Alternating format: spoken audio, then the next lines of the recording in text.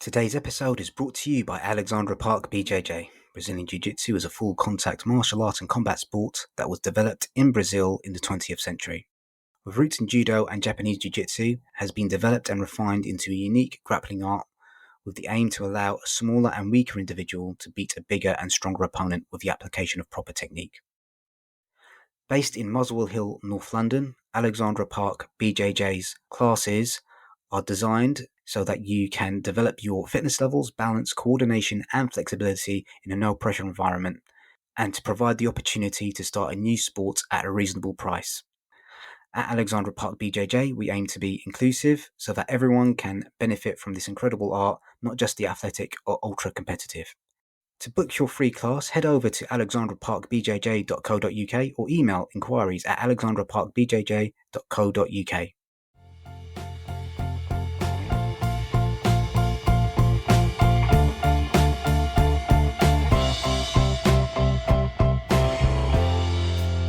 Welcome to Audiobookish, an audiobook review and discussion podcast looking at audiobooks both big and small, as well as radio plays, narrative podcasts, anything audiobook-ish.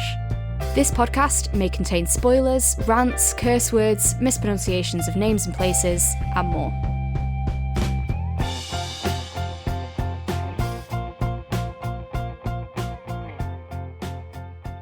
Hello everyone, you're listening to Audiobookish.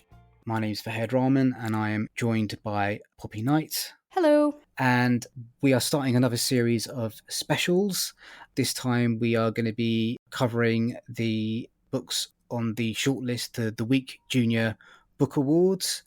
And the first two books that we are going to be covering are The Ice Children by M.G. Leonard and the book that no one wanted to read by Richard Ayoade. We're going to be starting off with The Ice Children by M.G. Leonard. I'll read out the blurb for this. So, at the stroke of midnight on the dawn of December, 5-year-old Finn Albedo is found frozen in the city park on a pedestal of ice. The doctor says his heart is beating, but no one can wake him. Finn's big sister Bianca suspects the beautiful sparkling book Finn got from the library has something to do with it all. But the mysterious book has vanished, and no one will listen. As more children are frozen, Bianca realizes she's running out of time. Is there a connection between the peculiar stranger wearing a top hat and the disappearing books? The search for the truth hurls Bianca into a fantastical winter wonderland where all is not as it seems. Can Bianca remember her mission and find a way to save her brother and the other Rice children before their hearts are all lost forever? This is narrated by Helen Keeley with a full cast. So, what were your kind of like initial thoughts about this, Poppy? Yeah, so I think probably one of the first things that strikes you about this is the music that's been put onto it. It's got a load of music throughout it, as well as sound design, but I think, to be fair, there's so much to say on both of them that we'll probably talk about them separately. Yeah. But yeah, kind of the first note I've got here is like atmospheric intro music. I think, that was fantastic. And then going later on, there's kind of a big transition. It's sort of hinted at in that blurb. And there's a bit of music in that I described as like an end of episode music, because that's what it felt like, when you get to the end of an episode or end of series on a TV show and the music's really ramped up the emotion in it and it's wrapping it up kind of thing, but leaving you wanting more. I thought that was fantastic. So yeah, that was sort of first impression there with the music, just even before we got into the narration. We had this amazing setting up of, okay, this is going to be an exciting audiobook because it's going to have this kind of stuff put into it, and that it really set the tone as this kind of spooky book. So yeah, what did you think about the music? Yeah, like the sound design, as you mentioned, is kind of quite interesting in this. There are kind of like a lot of musical flourishes that enhance both the narration and the performances. So, Helen is the main narrator, but there are I think just about each character has its own actor performing the voice, and there is one particular bit that I kind of liked in the book, which involves kind of like one of the characters like farting and stomping around, and I really enjoyed that kind of musical side of it. as well. But kind of my initial impression was that it reminded me a lot of the first book in His Dark Materials. We've got this kind of like central mystery, a young female protagonist kind of investigating something that's going on, not really having any adults listening to her, and her kind of going on an adventure in kind of like a winter wonderland sort of thing. So that's kind of what struck me kind of immediately. Yeah, I think that's very fair. And obviously, just with what you were saying there about the narrators, like that's set up exactly like His Dark Materials. You know, any previous listeners of the podcast will know I absolutely love that audiobook and that series of audiobooks. And it's one of the things that got me so excited about the format, because it's like, oh, an audiobook can be this thing. You can have a narrator telling you the kind of the written narration parts, and then you can have actors performing the dialogue. And it just blew my mind when I first heard that, and then it's done in here really well. So yeah, you've got Helen Keeley doing the main narration, and she's fantastic, a really prolific audiobook narrator. I had the pleasure to work with her on some stuff at work, and she's brilliant. And then yeah, you've got lots of different actors for different characters throughout it. I thought it was interesting that they'd chosen, at least as far as I can tell, but I'm pretty sure they've chosen some child actors to do some of the child characters, and that really shows through. But also I think they found some, you know, actors of the future there that was really well performed. You know, you weren't thinking, oh, these are inexperienced kids, you know, just reading something out. They were really well performed even on those kids' lines. And I think for a book like this, I think you needed that backing of such a big cast, so it was so immersive. And then, yeah, then connecting it with the sound design, you know.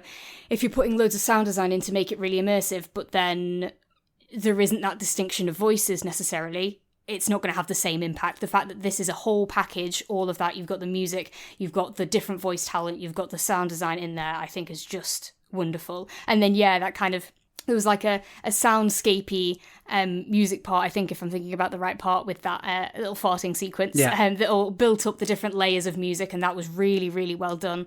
And there was a couple things where, for me, I didn't love the sound design, but this is me being really picky. But we know we do this sometimes on the podcast, we pick out on nitty gritties. Like I've got a note here that at the start, kind of, you've got Bianca's mum is like gasping and sobbing, and they were clearly sound effects added rather than the narrator doing it. And I don't think they sounded like the same person. Okay. Like, it confused me. Like, they sort of sounded like they were the kid making that sound, and it didn't match up with kind of it didn't sound like it had come from the same person, but also it just didn't sound like it fitted with the dialogue at the time.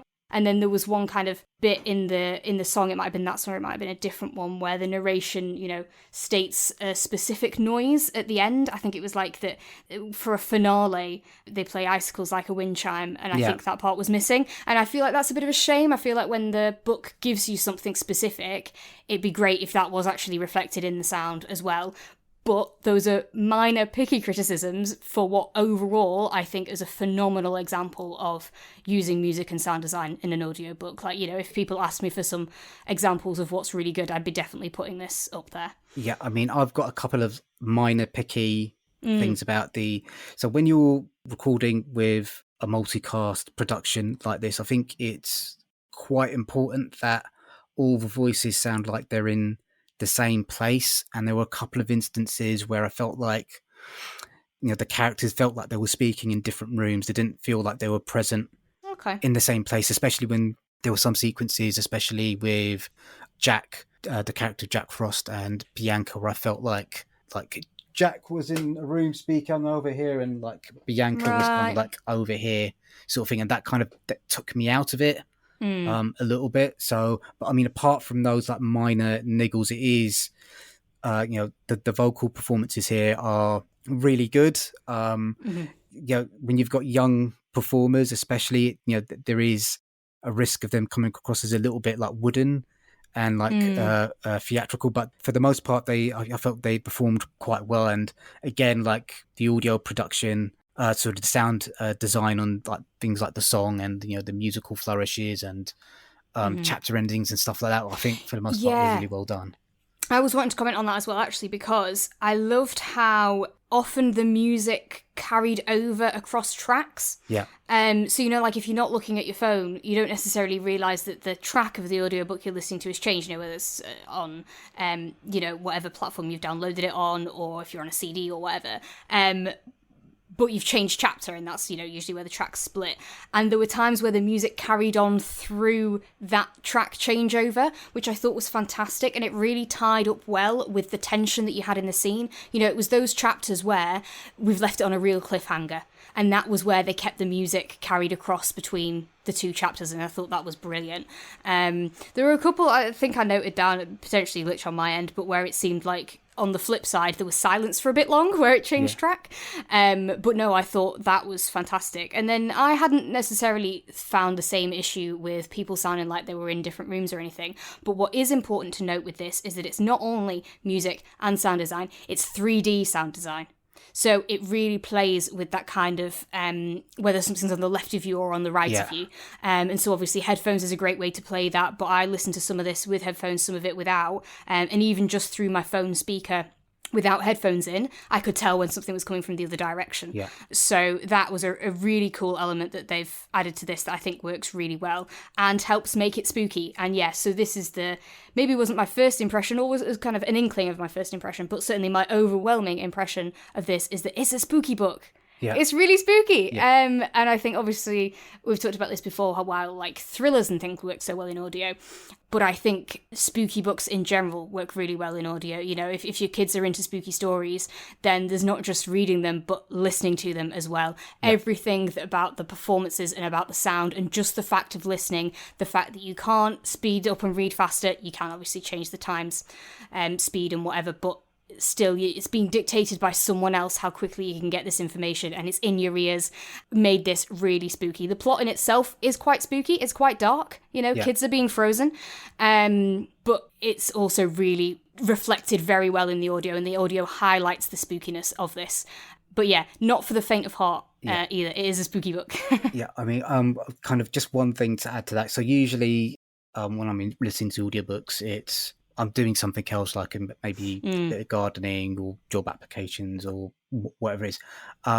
With this particular one, you can't really do that. You can't listen to this on the tube because you'd be missing out. If there's any kind of like distracting noises or anything like that, you'll be missing out a lot on kind of like what's happening. So it's one of those ones where you kind of do have to sit down and kind of enjoy it with your headphones on. Let's talk a little bit about the story and the characters and stuff like that. So most of the book is, we can say it's kind of like Bianca's story. How do you feel like Bianca was written? How did you find her as a protagonist? Yeah, I thought she was great, and it shows her love for her brother. That's the main thing that's driving her, and she's smart and she's being very sensible about it, but people aren't taking her seriously. I think the slight potential plot flaw is the fact that her parents are so willing to leave her on her own so much of the time, where she's able to get up to these antics when their other child has just been frozen and all these other kids are getting frozen. But apart from that, I think it's still within the realms of kind of like, a really inquisitive and smart kid with a real sense of purpose, and I enjoyed it, and I thought that the way she was narrated as well helped that. I thought you felt really connected to her and you really wanted her to do well, and you felt really close to her in the times where she was really resolute of what she was going to do, and also in those times when she was really unsure what she was going to do and she was feeling scared. And I thought she was great. What did you think?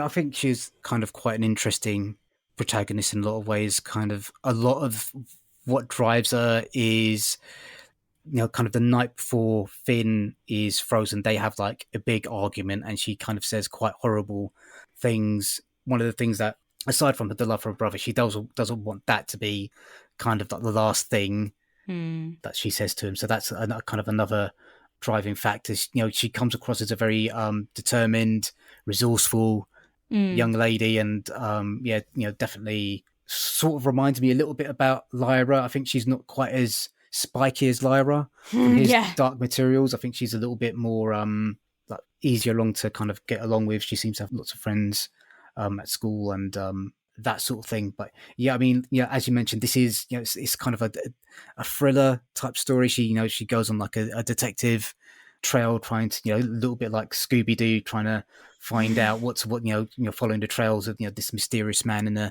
dark coat and following them to different parts of town, and then finding out these really weird things, and really, as she tries to reveal the truth to people, her parents and other adults not believing her, which kind of drives her to more and more desperate ends to try and resolve the scenario. So there's kind of like build up to this crescendo as well.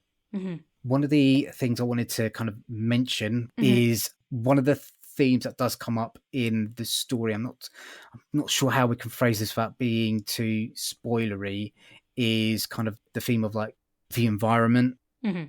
I was just wondering if you felt that was crowbarred in, or if it fit in with what you was expecting from the story. I get you. So partly in answer to that, I don't think it's too spoilery, because I think you do learn quite early on, even from kind of like inscription on the ice pedestal thing, that threats to winter and winter potentially disappearing is a big part of the story. And I think it is. And I think for a lot of it, it works very well. And I think it's obviously a very important message. I felt that when you get to the end and the wrapping it up, it potentially lays it on a bit thick and a bit too on the nose. Yeah. And for me personally, that puts me off a little bit. But, it's an important message, and I think it's done well in a subtle kind of, people will pick up on this and they will personally want to fight for the cause throughout the rest of it, that it doesn't matter too much that the end is maybe a little more preachy. Yeah. Overall, it says it quite well. It's an important point. It raises a lot of important messages, so kind of also the importance of books and stories is in there and is quite important. And obviously nice that that's then on this Children's Book Awards shortlist from the Week Junior, and it's encouraging reading, however that is, whether that's listening to stories or reading them, and that's also covered in here, oral storytelling and hearing a story.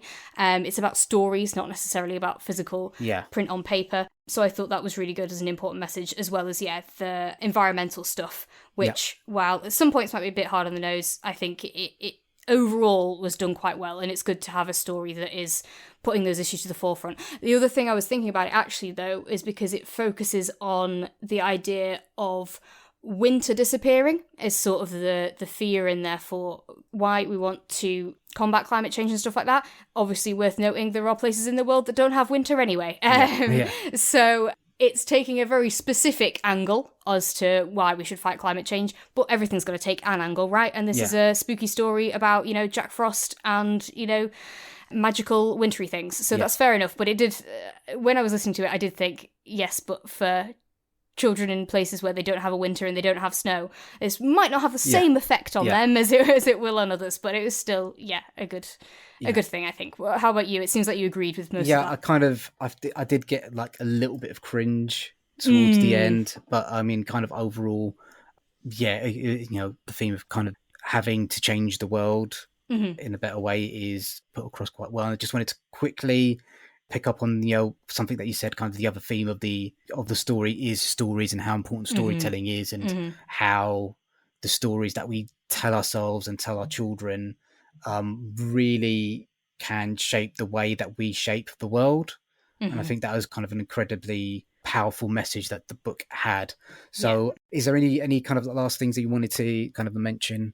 I think that's right. I think we covered most of it. There was one other part, and I don't know what the written version looks like for how it would have indicated it or whatever, but there's a part where Bianca is writing a story herself, and it's the actor who does Bianca's dialogue that reads it. And I think that was definitely the right decision. You could have gone with, this is kind of a narration section, so we could give it to the narrator. It could be Helen Keeley, but I think it was definitely right that it was Bianca's voice doing that part. And I thought that was a really good, decision, and it made the audiobook great. So overall, spooky, but really effective use of the format. And I really enjoyed it as an audiobook. I enjoyed listening to it. I think this is a very, very strong contender for the prize. It's an excellent audiobook. I think it's one of those books that I think I wish I'd listened to it during winter. Fair, yes. It's kind of during the height of summer where things are a bit hot and sweaty and stuff. Is a bit like, not really the right time of year to be listening to, but definitely, at Christmas time, it's just one of those that you can kind of, hopefully the whole family will listen to together. So that's definitely highly recommended from me, at least. Yeah, bro, for me too. Okay, cool. So let's talk about the second book that we're going to be discussing today. Do you want to read the blurb for that one out, Poppy? Yes, so The Book That No One Wanted to Read by Richard Ayoade, read by Richard Ayoade, Jarvis Cocker, and Lydia Fox. What is it that makes you want to read a book? Richard Ayawade's children's debut gives you all the answers in a way that's silly, funny, and thoroughly beguiling. Have you ever thought about how it feels to be a book? To be left under a whiffy pant pile or shelved forever collecting dust? To have your pages bent backwards or your spine broken? What if you don't have a sparkly unicorn or dragon adorning your cover? Who will pick you out of the bookshop then? This is the story of the sadly neglected book that no one wanted to read. Can its destiny change when it finally meets the right reader? Spoiler alert, yes. Cool. So this is a very different book to the first one that we had. I'm going to start with kind of quite a big question. Oh dear. Is this a children's book? Okay. Yeah, because like I don't know. It's this kind of like. First, I want to say I really enjoyed it. I love Richard Ayoade. I think he's hilarious. I'm just wondering, kind of like what age this book is pitched at. I get you. And I think maybe it's one of those cases of because it does work on a lot of levels. Yeah. You know, I think there's certainly stuff, and this is what you're getting at, that will go over the heads of a lot of kids, I think. Yeah. But that doesn't necessarily mean it's not a kid's book. Yeah. I think it is aimed at kids. I think kids will enjoy it and will take a lot out of it. Yeah. But then also, parents listening along as well, you might pick up on stuff that your kids wouldn't. And some of the comparisons of books with other things, some of the sort of analysis almost of what it is to be a book might go over their heads. But I also think it's interesting to invite those ideas in, to have kids thinking about it. Because, you've kind of got the concepts of this book. You have the book itself, the one that you're listening to, is talking to you, and it's telling you a story about the book that no one wanted to read, which has also got a personality and, can speak and things like that. So you've got two different personified books, and a lot of talking about, what does it mean to be a book? And what if we saw books as people? What kind of complexities does that give us? Why are books important? Why do we want to read books? What do books do? What is storytelling? There are a lot of big questions that, potentially for, I don't know, some kind of dissertation or something like that. But I think it also does work on the level of kids enjoying the fun story. And the silliness that it talks about in that blurb. Yeah, which is my biggest question to you, because I thought Jarvis Cocker was an interesting choice. Yes. Because he plays it very serious. And it's quite a serious, like, calm, authoritative kind of voice, as opposed to a silly voice. It's not a silly voice for this kind of main narrator, which I thought was interesting. And I think especially because there were flashes where, like you, I'm a fan of Richard Ayoade, and I know his style quite well from seeing him on TV stuff and things like that. And there were certainly certain sentences where I heard his voice, because that was definitely a Richard Ayoade sentence. Like, no one else would have written the sentence like that. And to hear Jarvis Cocker saying it, as opposed to the main narration being done by Richard Ayoade, was interesting. So Jarvis Cocker does the audiobook you're listening to, the book you're reading. Richard Ayoade is this book character that no one wants to read. And then Lydia Fox is the child protagonist, is you. Yeah, exactly, in the story. What did you think about that choice? I thought Jarvis Cocker's performance was really good. I think he did a really good job. And because I mainly know Jarvis Cocker as like a singer, so kind of having his voice. And I do think he brought some Ayoade-isms to his performance, but it was very much kind of like a very dry, straight down the line performance. There was kind of like hints of like the Ayoade like sarcasm, or kind of like sometimes there's a little bit of bite in the sentences that he's reading out. But I definitely think it was a good decision. I think if Richard was reading the book all the way through, I think that would have been like a bit much. So having and I do like Richard, but just kind of having everything in kind of like moderation sort of thing. But I think Jarvis's performance had enough of like Richard's kind of like energy in it, while he brought his own kind of stuff to it as well. Yeah, and I definitely don't mean it as saying that it's necessarily a bad decision. More, it really wouldn't have been what I would have thought of initially, and therefore doesn't that make it such a good decision? Isn't that such a good thing about other people, being creative and doing things, that they took it in a completely different direction to what I would have thought? Because there was still some points where I was like, I feel like this wanted a sillier voice than the serious one, but overall I really liked that serious and that dry one. And it's such a warm voice as well, like a fantastic narrator to listen to just in general.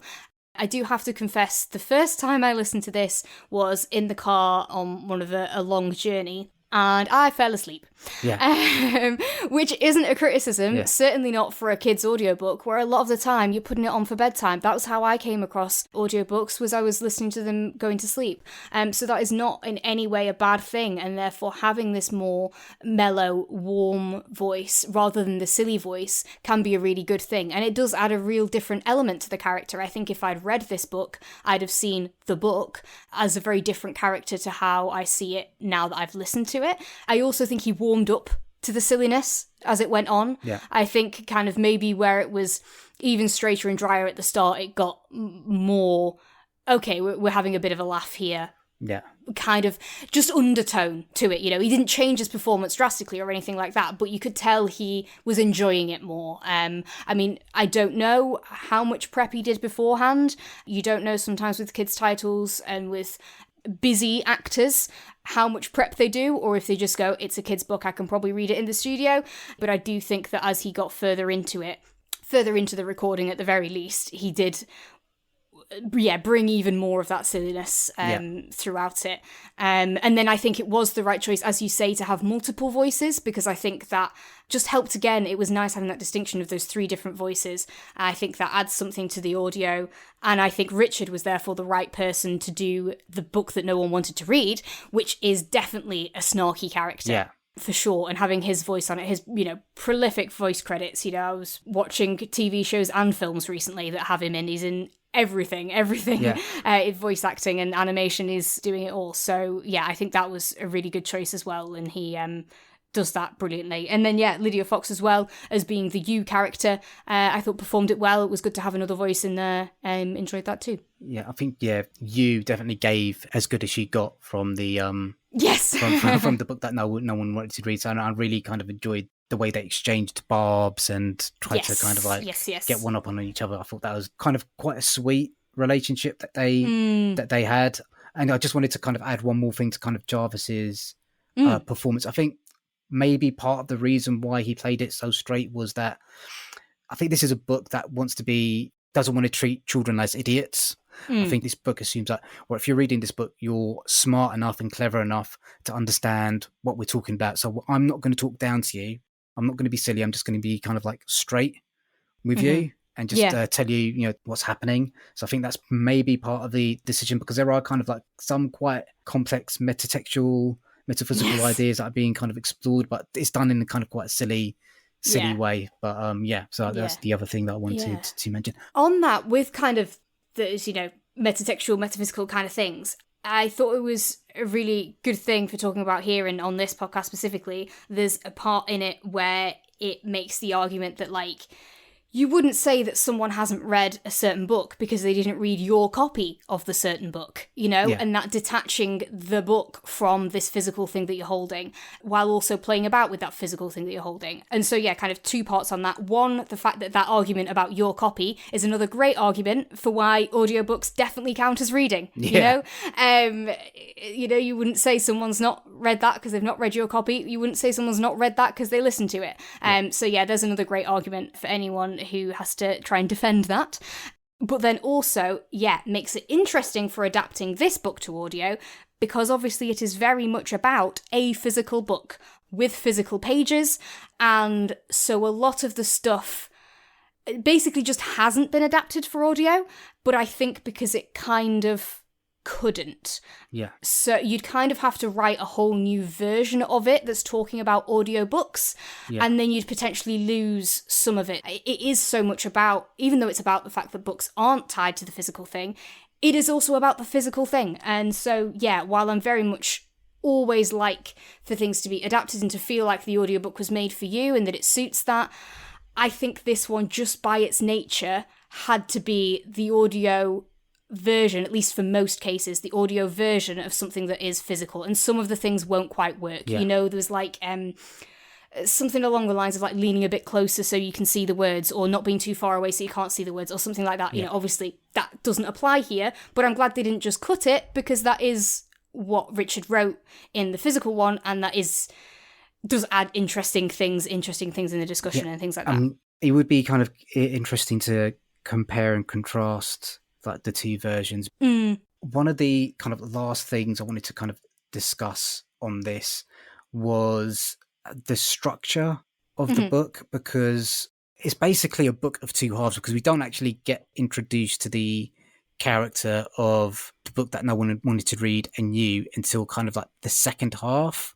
I was just wondering what you felt about that structure, because I think for me, I don't know. It's kind of an interesting kind of editorial decision by Richard to kind of like wait that long before he introduces like the main characters to the story.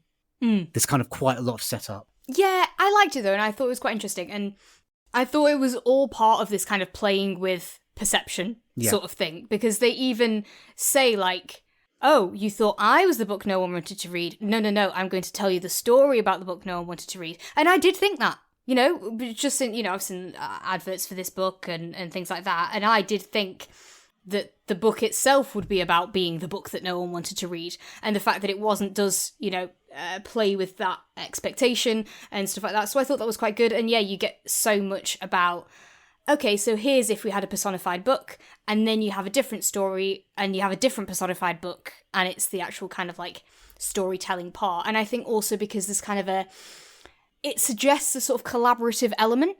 So it suggests that the book is writing this story kind of as we speak, and asks you for your opinion on it, which is an interesting one, because obviously in some ways you can't reply, but it pretends that you have. And in other ways it leaves it so you could have been thinking whatever, and you could have been imagining. And I really liked that, because I think it really does invite the people listening to imagine this, imagine that, follow these instructions kind of things. I also think kind of if you're talking about like a teaching setting, or even just like a fun activity setting, there's so much you could do with this book. You know, it already has basically prompts for you in there, because it has like, imagine a library, are we going with a big library or a small library? And you know, you could do so much with that. Or it explains this is what the library looks like, and you could do drawing tasks with that, or you could do descriptive writing tasks with that. And so I think that's a big selling point of this book, that it can engage children in that kind of creative part and literature and stuff like that they could really enjoy. And I think that separation in those two sections does that, because you have this whole creating a story part to it that you wouldn't have if you just went straight in with the kind of you and the book that no one wanted to read. Yeah, that's right. I was just wondering, like, for me, I was just wondering, like, I'm 41 years old, so it's very difficult for me to remember what I would have been like as a kid, but I'm not too sure whether I may well have had the patience to kind of wait for the story to begin. I was just wondering, whether or not as a child, whether there's enough humour in that first part. I get you. And I think, and I think partly the fact that the humour is kind of hidden by that dry presentation of it. I think when you're reading it, it might come across that there's more humour in that part. But I do think it's engaging enough. You know, I think the performance is very engaging, obviously, but also I think this kind of, you're learning about this book who has these opinions and has these thoughts about himself and stuff like that. I think that first section is still engaging it enough. I don't think it feels so much like setup. I wouldn't have said. So, yeah. I also think it's interesting to point out, so we've been talking about how this character is called You, and there's some kind of interaction. But yeah, the fact that that story part is written in second person obviously is not completely unheard of, but it is less common. I mean, I can't remember the last time I read the book in second person. It always stands out, doesn't it, when you've got that. So so that's an interesting one. Again, it's an interesting kind of mental challenge to read or listen to a book that's in second person, because you do have to really shift the way you comprehend those words and the way you imagine yourself as part of the scenario and stuff like that. So I think it's really interesting. Is there any kind of like final comments you want to make on it? I don't know. I think, it said most of it. I think it is a really humorous book, even if some of the humour is, hidden beneath some different layers and stuff like that. But it's really fun. It does have some big questions. I love the meta stuff, as always. And Yeah, really enjoyed it. It took a different tack with casting than I would have expected, but I liked it. And I think it makes it a nice bedtime listen as well. Yeah, I mean, is it an hour long? Yeah, like that 50 minutes or something between the so two. it's kind of, a good kind of bedtime. It's the sort of book that there are a few kind of laugh out loud bits, especially when, the book and you are kind of exchanging barbs with each other. But it's kind of the sort of book that you smile all the way through. Yeah. While you're listening to it. It's kind of a very pleasant, easy it is very pleasant, read with some quite interesting ideas. It's quite interesting. We didn't plan on kind of reviewing these two books together, but it's kind of interesting how there are parallels about the power of storytelling between this one and the Ice Children, and how important books are, and kind of books play quite a big part in the Ice Children, and kind of the physical the presence of books and how that can change the place, people, places, and stuff like that. So it's kind of quite interesting, the parallels between those two stories. And again, I think this is kind of quite a strong contender. I think Jarvis Cocker's performance is really, really, really good. And I think obviously Richard Ayoade and Lydia Fox, I think they both bounced off each other quite well too. So again, another strong contender. What did you think? Yeah, I mean, I basically agree with what you said. I thought it was a really nice listen. I'm glad I did. Interesting, got some funny things to it. Good use of kind of the audio format, even though it wasn't built for it, but that is quite interesting looking at how the formats clash, and found that really interesting. And those messages about books being important, loads of good messages in there, and kind of describing you, but not by looking in a mirror. It's not about those physical surface things, it's about personality and various things like that. Lots of good messages in there, which is great. And promoting books, promoting storytelling, promoting reading, but reading for the fun of it. It says at the end kind of, if you're writing stories, you should make them funny. And even if it doesn't have a point, you should make a point of making it fun. Or if you do want to give it a point, make a point of making it fun. I can't remember which one it was, but I really like that. And so, reason why it definitely deserves to be on the shortlist for these awards that are really trying to promote reading with young people and children's books and all that good stuff that we also definitely want to encourage as well. So I would recommend this one too. Okay, cool. Let's wrap up. So thank you very much for listening, everyone. We'll be reviewing 2 more books on the shortlist in our next episode. If you can please continue to support the podcast by leaving a rating or review wherever you found us. If you can leave a tip in the tip jar, that would be great. You can find us on social media at Audio Bookish Pod. We're on Facebook, Instagram, TikTok, all that good stuff. And if you want to drop us a message, you can email us at audiobookishpod@gmail.com. Okay, Poppy, let's say bye. Bye. Bye.